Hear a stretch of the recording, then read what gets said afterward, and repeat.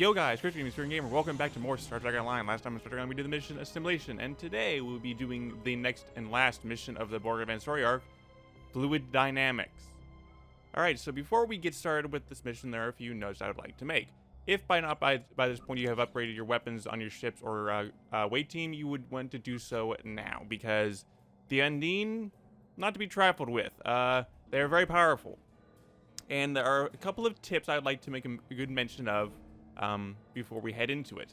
I wasn't quite able, just kind of for a bit of a, probably should move these over here real quick now I realize. Just a quick note I would like to make. I didn't have enough money to buy as much as I would have liked to before going into this, because I have no energy credits. Well, I have 2,000, but I don't have a whole lot. So I was only able to work with a limited number of options. But if there's any tips I would like to give before heading into this mission, is that you're going to want something called an engineering console called, what was it called? Parametallic hull plating. Now, the Undine's weapon type is typically anti-proton. And anti-protons are difficult to defend against because they're very uncommon.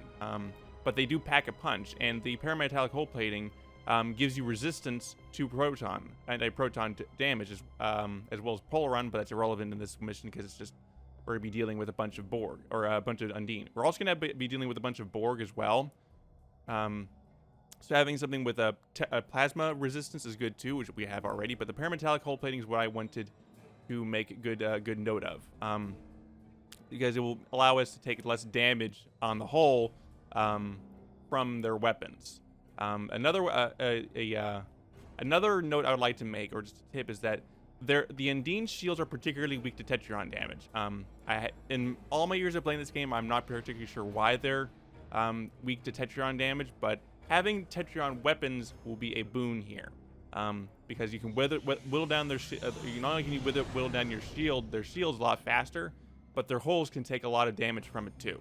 So that's good to have, as well as having a typical bog standard, whatever you want, plasma weapon, whether it be a torpedo or energy weapon, I don't care. That's also pretty good too, and basically any super scenario, because plasma does DOT all the time, so it's good to have. Other than that, there's nothing I can make good note of here. Just make sure you have some parametallic hull plating to reduce your damage from their weapons, Tetrion weapons to whittle down their shields and hull, and yeah, that's pretty much about it. It's for at least for the ships. It's for my way team. You can actually, I just realized I haven't promoted a single one of these guys. Shoot, I'll probably do that later. You may want to deck out your way team with some additional damage resistance through armor and shields, as well as upgrading their weapons, because I realized I haven't been keeping very good their weapons equipment very well up to date, apart from the frequency remodulator. But we're about to get into the real nitty-grittiness of Undine on the ground, and Undine on the ground is a lot worse than they are in space. So you're gonna want to be able to take as many hits as you can, because they hit like a truck. I tell you that much. They hit hard. And there's not a lot of armor or shields out there that can protect you from their psi-based attacks, which are pretty frequent amongst their ranks. So it's a good idea to have as much physical damage and energy damage resistance as you possibly can before going into this. My away team is not particularly well decked out, nor are their uniforms changed since the academy, but they're gonna have to do for now with my limited financial resources right now. Yeah, that's basically about it. Nothing else other than getting into the mission. The data you recover from the Borg cube indicates that the Borg have established a foothold in Undine space. The Undines seem to make a little distinction between alien races, so it's quite possible that the Borg presence in their home is causing their aggressive behavior.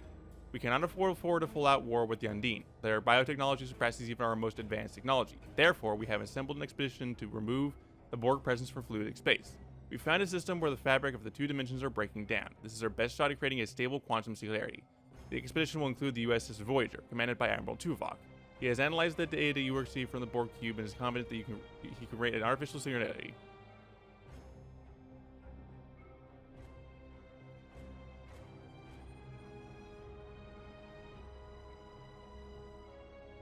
Or I'm sorry about that. I got a text briefly about car insurance. Nothing that I want to particularly pay attention to now, so I'm going to silence my phone. Anyway, where was I? Oh, your orders are to create crossing fluidic space with the Voyager to locate the Borg and remove them if possible. Avoid conflict with the Undine; they will have the advantage, and you'll end up in a fight you can't win. We'll see about that. So we get some really interesting rewards from this. For one thing, you know, you get a lot of experience points, a lot of expertise, which is good for late game. But you also get Undine marks, and we haven't gotten to quite into any detail about. Well, we've gotten to detail, but we haven't gotten to any nitty-gritty stuff about reputation quite yet, because we are not quite high enough level to really reap the rewards from it. But you do get some free Undine marks. Well, free in air quotes. Undine marks. Undine marks? No. Okay. I'm talking gibberish at this point. You get marks from this. You also get a adaptive transphasic torpedo Mark 8. Almost read that wrong.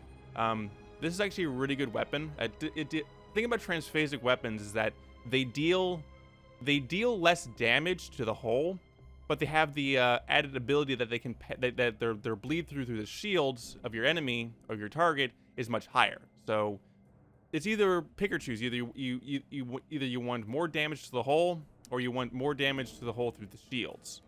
Either way, it's actually a pretty good weapon. And you also get some phaser weapons that I don't care about, but okay. All right, so go to the CUDA system. So is it one made by NVIDIA? Right? NVIDIA's up in this place? I don't know. Making jokes.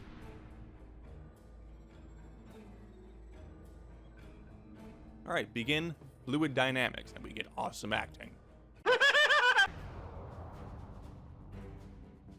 Welcome to the CUDA system. I am Admiral Tuvok of the USS Voyager. I will provide tactical assistance on this mission. Thank you. Your meteoric rise through the ranks is well known to me as well. Sensors indicate the division between normal and fluidic space is thinner here, making crossing much easier. The Undine have used this location in the past. We will use it now. The majority of the fleet will remain here to protect this area. Our team will enter fluidic space, locate, and then survey the Borg presence there. If possible, we will destroy it. When you are ready, Voyager will open the singularity. All right, enter fluidic space. So this is an interesting mission. I'll tell you that much. It's a really good mission. I'll tell you, to be honest. But it's a very weird mission. We're about to see exactly why it is very weird.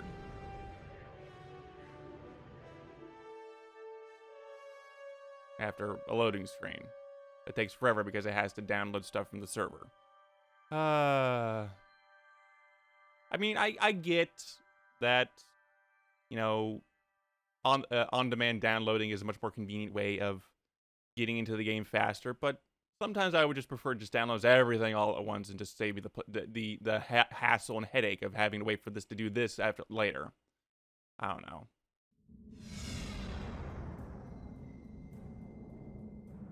We have made a successful transition into fluidic space. Unlike our own, this dimension is filled with an organic fluid. The main indigenous life form is species 8472. Sensors are detecting a Borg signature nearby. Your vessel will take the lead in the investigation. We will follow. So we're being affected by a wave-like current in the fluidic space, which is causing your ship to move involuntarily. I wish we had more time to study this phenomenon. So yes, we're basically underwater, essentially. Now, you may notice that there is a marker here called fluidic space coming every once in a while. Basically, there is a current in the fluidic space that is moving you around and about. Do not worry about it. It's just something that kind of messes you, keeping you off your mark with your ship piloting. It's nothing that's going to cause damage. Some kind of Borg device or maybe we get approach to get a closer scan. But yeah, it's just gonna knock you about a little bit. There's nothing to be worried about. It may help prevent you from properly maneuvering, but yeah. Scans indicate this is an interplexing beacon. The Borg must not be able to transmit their subspace frequencies easily through organic fluid that comprises of fluidic space.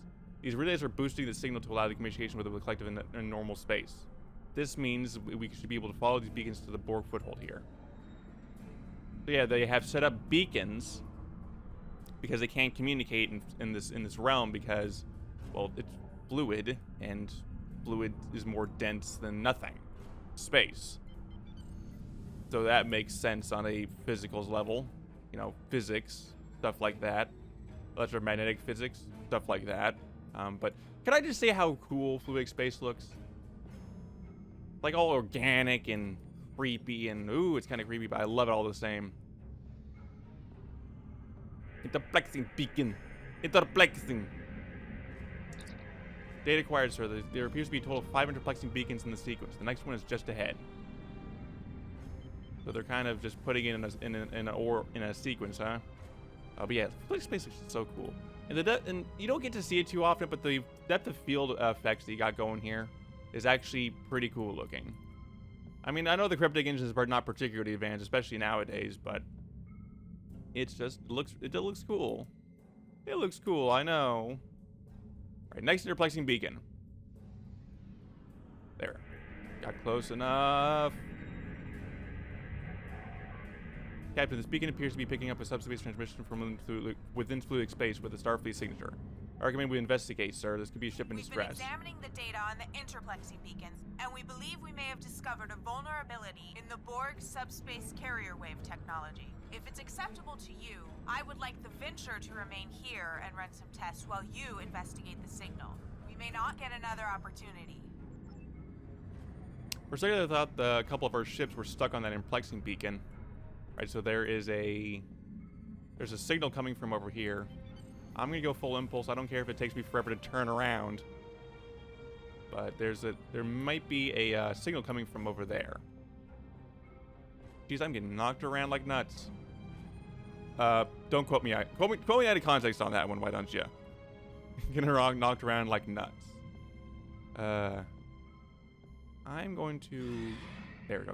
Just do that real quick, because we're bound to get into a fight eventually. Eventually. Geez, that looks just so cool looking. I mean, it looks just kind of like, you know, monotone in color, but it looks really cool nonetheless. Hey, up there. Okay. This landmass is unique in fluidic space. It is not a planet by Starfleet definitions. If I had to categorize it, I would say it is similar to the coral reefs found in Earth's oceans. Ground itself is a framework for living creatures. Fascinating. We are detecting a number of ships in the area. Starfleet, Klingon Defense Force, Romulan Republic, even Ferengi and Cardassian. Most species from the Alpha and Beta quadrants appear to be represented. So we got a bunch of ships from a bunch of factions just all over the place around here. You scan one of the derelict ships, though. Curious. These ships have identical configurations to the ships found in the Alpha and Beta quadrants, but they cannot be constructed here. I'm detecting alloys that are not used in standard ship construction. Aye, sir. Running analysis how. The alloys correspond to technology found on Iconia and recovered Iconian technology. But why would the Iconians make fake ships? Sir, I'm detecting some kind of gateway opening. It's a huge fleet coming through.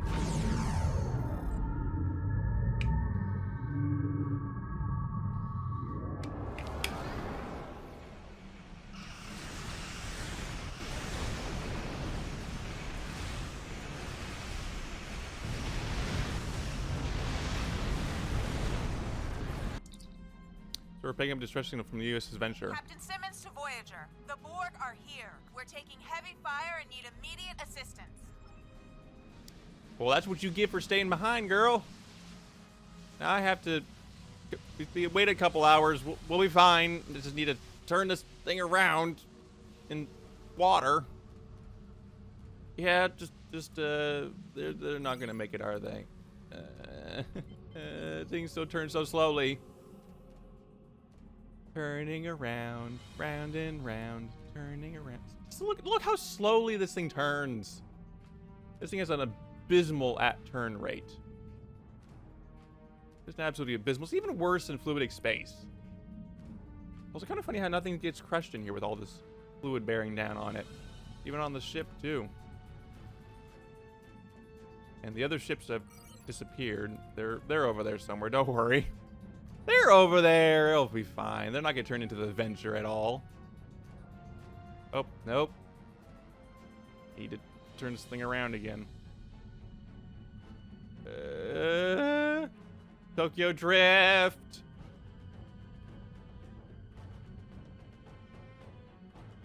Where are you? Ah, there you go. Oh, there's escape pods. We're too late. Well, it was unfortunate, but a worthy sacrifice for the better of mankind.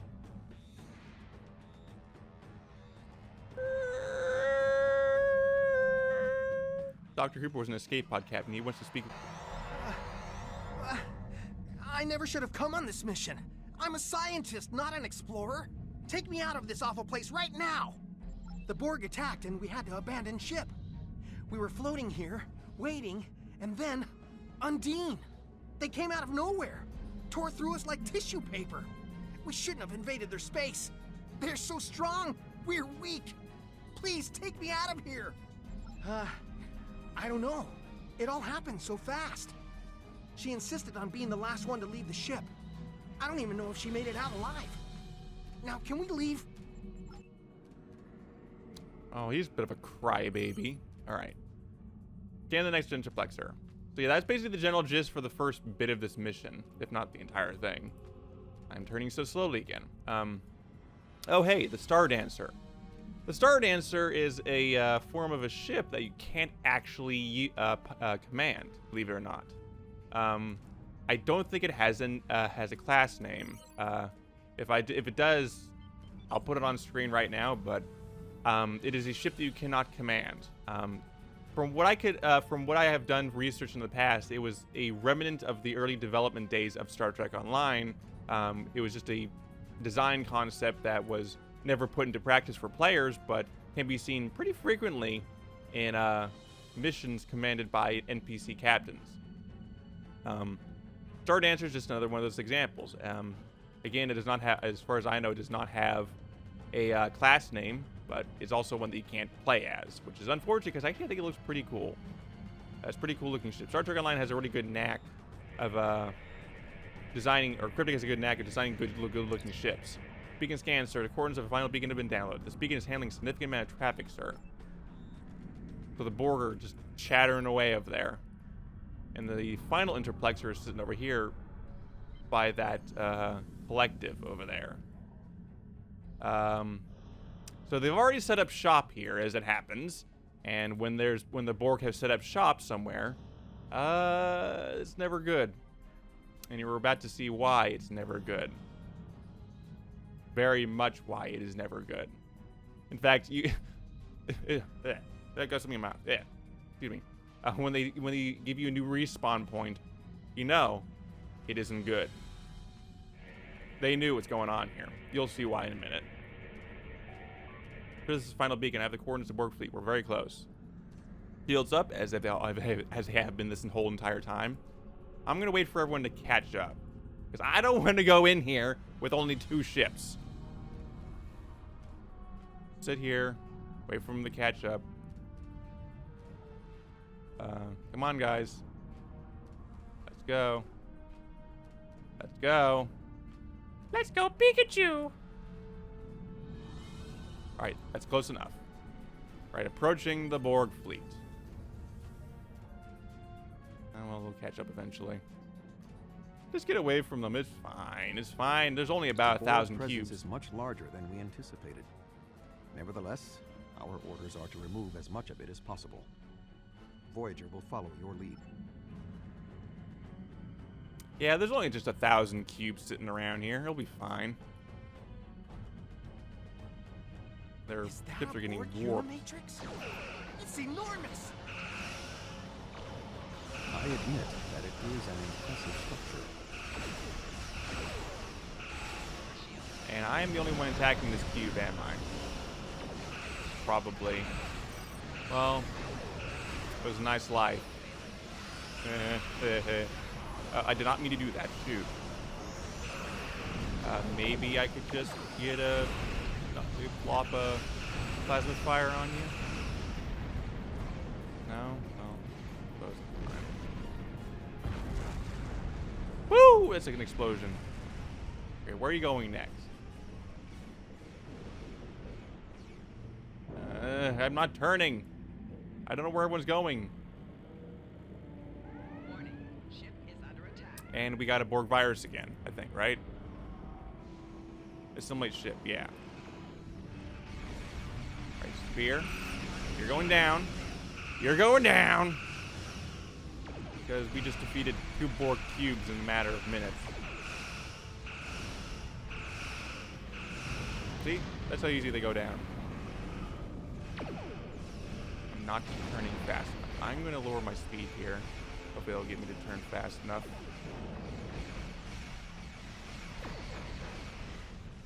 Nope, we're going to crash. Well, thankfully don't take damage. They're going to defeat all the ships before I even get to them. Okay, well, got these guys.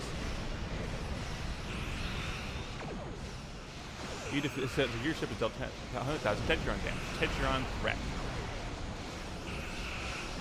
You know what's funny is that I've replayed this mission many times before. Why, I don't know. And it's never been this particularly easy. Usually I get destroyed at least once or twice. And it's been easy. I'm not sure into why. Probably because I'm just low level. And the enemies are a lot easier here than they are, I don't know, at level 50 perhaps. So maybe that's the reason why. And either way, it's a lot easier than I was expecting it to be. So I'm fine with that. Geez, these guys are... There's a lot of ships here that have just taken forever to go down. The diamond is jamming our deflector arrays. Okay, so there's diamonds over there. I'm going to turn around this way. Buff myself a little bit. Detectors and unnamed fleets converging on this location. We cannot fight them in the Borg. Diamonds per bring a feedback pulse. Why? Yeah, but... Oh god, I'm just so slow to turn. They'll be done with it by the time I get over there. If I do get over there within the decent amount of time. There we go.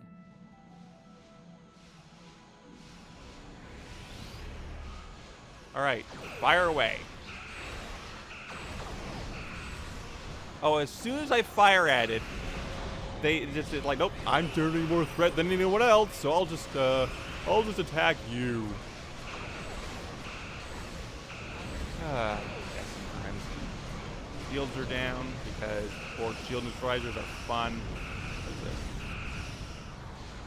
Hey, there we go. That'll help a little bit. Yeah, this Borg command diamond will take a little bit of time to go down. It is much bigger. Well, it's not much bigger. It's just that its hull is much more stronger. Come on, fire it. There we go. Okay, that could have been real bad for a second because I have no shield. The Borg shield neutralizer is on its full effect right now. I can't do anything with it until it goes down,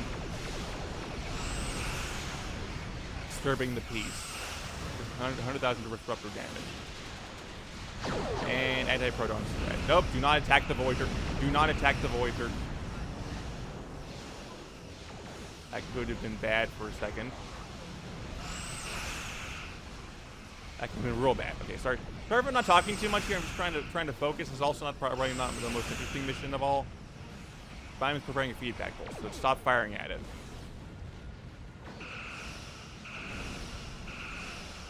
Bruise Bulwark, 25,000 phaser damage. We're just getting accolades all over the place here today. I recommend an immediate withdrawal.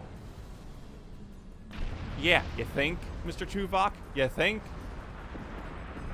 Okay, so you could go and defeat those Borg over there with that vessel, that Unimixers vessel, but I don't think you want to. I don't really think you want to. Because... generally speaking, Unimatrix vessels are very powerful. They have weapons that can literally annihilate you in one fell swoop. How'd they get there already?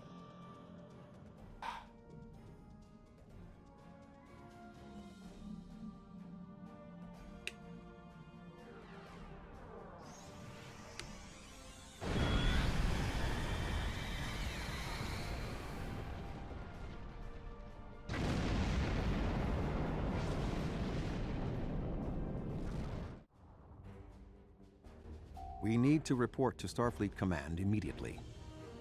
We thought that the Undine were responding to a Borg incursion into their space, but it now appears that the Iconians, or some entity posing as them, has created false Alpha and Beta Quadrant ships and sent them into fluidic space. Clearly, the Undine attacked us because they thought we attacked them first. There is some good news. The spread of the Borg nanovirus has halted, and thanks to the Doctor's research, we should be able to prevent future planets from being assimilated in this manner. The Borg will adapt in time, but we have also stopped them from transmitting the technique for Undine assimilation to the collective. It is possible they could learn how to do so again. We will need to remain vigilant. The Borg in fluidic space were forced to retreat, and logic suggests it will be quite some time before they trouble the Undine again. The end of the Borg attacks in their home might stop the Undine advance into our space. But if the Iconians continued to trick Species 8472 with false incursions, they could decide to invade ours in retaliation. Voyager will take Dr. Cooper and the other survivors back to Earth. I suggest that we all confer with our fleet commanders to determine the next course of action. We have not seen the last of the Undine. Fluid dynamics complete. Ah, nice.